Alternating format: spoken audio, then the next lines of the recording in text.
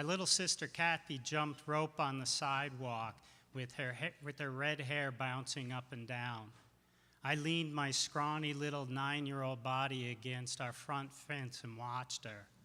A giant white moving truck with all these dents along the side pulled up in front of the dumpy little duplex next door. The Smalleys from New Jersey jumped out with their 2 young daughters. Mr. Smalley had a yearbook smile and black hair that he slicked back. He sold used cars and turned our street into a parking lot for his inventory. Mrs. Smalley clicked around the neighborhood with her hair ratted into a beehive and her lips pursed like she was grading everybody. She berated her husband in front of all the neighbors and tried to get him to remodel their little dump of a house.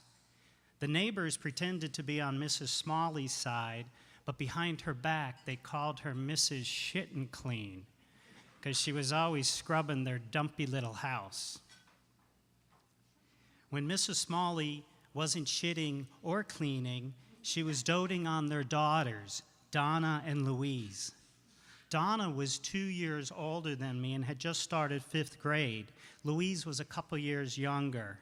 Our houses stood so close that we kids used to talk to each other through our bedroom windows and hand a yardstick back and forth. Donna had long wavy hair like a Breck shampoo girl, and she played guitar with peace signs embroidered on the guitar strap. It was the late 60s, and the Catholic Church invented the folk mass to spread a message of love and togetherness. Donna played her guitar every Sunday at St. Mary's Folk Mass, and she sang a searing rendition of We Are One in the Spirit. Everything was going great between the Smalleys and us until Donna started giving us trouble.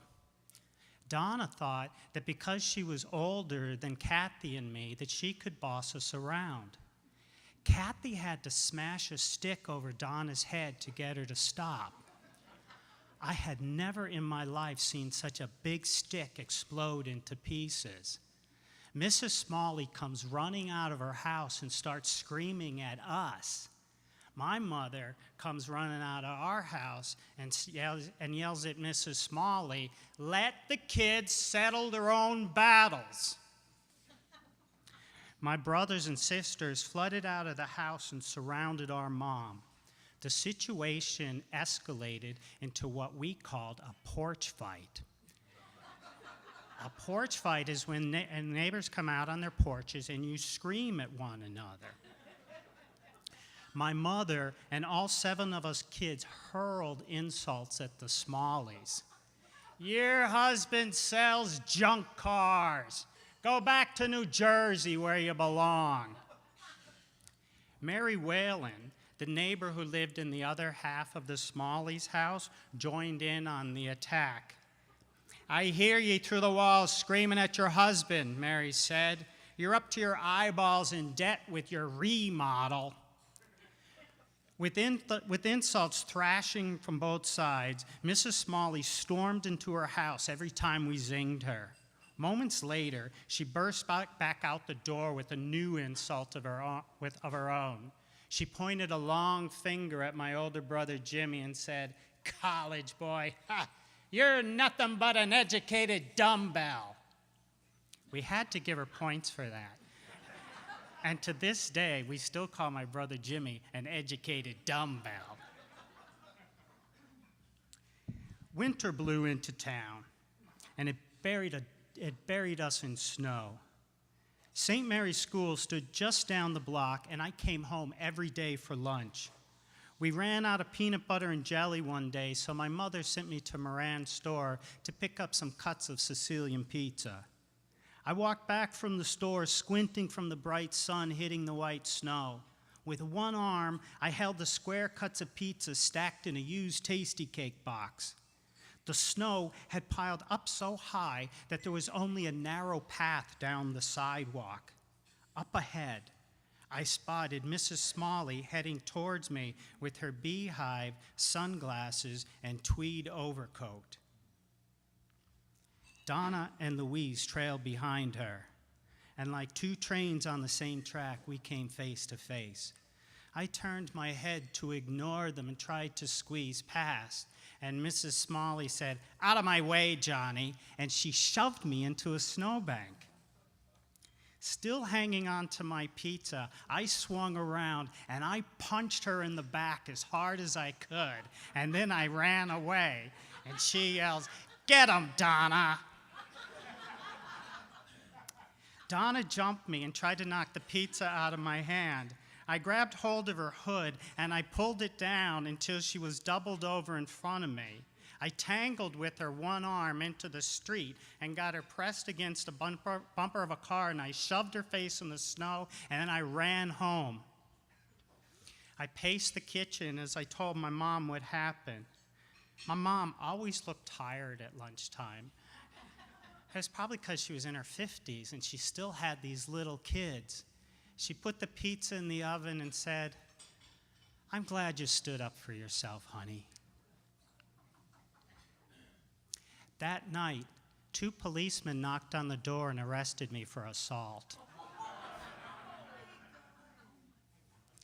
"What grade you in?" the one cop asked. "Third," I told him. "Congratulations," he shook my hand. "You're the smallest kid I ever arrested." That night, as my brother and Billy and I laid in our bunk beds, he said, "I'm gonna miss you when you're in jail, but I'm sure gonna like having the room to myself." My juvenile court date arrived, and it was time to face the judge. Cugsy Agnizio, a roly-poly Italian guy who had one of the nicest houses in town. My dad took the day off from his janitor job at an army depot, and my mom got her hair done kind of like an old lady, but she still looked nice. And we all dressed in kind of our Sunday clothes. My dad looked at me in the car mirror and said, "Don't worry, Johnny, Cugsy and I go way back."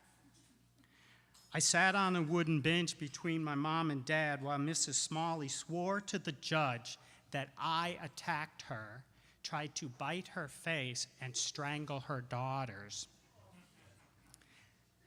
I liked her version of me as a rough guy, even if it was all lies. When Mrs. Smalley finished puking all her lies, Judge Cugsy points at me and goes, "Can you stand up here, Johnny?" My heart pounded as I stepped in front of the bench. The court reporter lady wore her blonde hair in a French twist, and she was giving me these secret face symbols to try to tell me to not be afraid. "I want to hear your side of the story," Judge Cugsy said. My voice wobbled like a loose guitar string. I told the judge everything, including that I punched Mrs. Smalley in the back, but only after she hit me first. "How much you weigh?" the judge asked me. 64 pounds, I said. "My neighbor's dog weighs more than you." I wasn't sure if that was a good thing or a bad thing, or if he wanted me to fight the dog or what. Mrs. Smalley sat alone on her wooden bench, even though I expected to see Donna there with her guitar. She knocked her knuckles on the bench and shook her head as I talked. "I never touched him," she barked. My mother told her to shut up. Mrs. Smalley leapt to her feet and pointed at my parents. "They're just mad because they think they got a bad deal on a used car." My mother cups her hands and yells, "Let me tell you who not to buy a car from, Cugsy." Judge Cugsy waves his hand to get the ladies to calm down. "Can I ask you a favor, Johnny? The next time you have trouble with Mrs. Smalley, go tell your mom, okay?" I nodded my head, even though I knew that my mother would prefer that I took care of things myself. Then the judge dismissed the charges. "You're a free man," he told me. I asked him if I could have Mrs. Smalley arrested. He said I could file a complaint with the court. "Then that's what I'm doing," I said. Everyone stood up to leave the courtroom. My mother smiled politely at Mrs. Smalley and very graciously said, "I'm building a fence so I don't have to look at your face anymore." Mrs. Smalley snaps back, "Well, we're going to build a taller fence." "Yeah, I wish you would, but we all know you haven't got a dime to your name." That Saturday, my dad put up a 6-foot-tall basket weave fence from Sears. Kathy and I peeked through the opening in the back, through the basket weave, and kept an eye on what the Smalleys might try to pull next. The following day, at folk mass, Donna sang and played, "They will know we are Christians by our love." My dad winked at me and made a motion like he was going to punch Mrs. Smalley in the back. My mother rolled her eyes. On the walk home from church, we ridiculed Donna's performance. My dad tugged my mom's sleeve and said, "Donna's guitar sounded like a rattle up a cat's ass." My mother half smiled and shook her head and said, "You hear the words to the song and you wonder, how do they have the nerve to sing it?"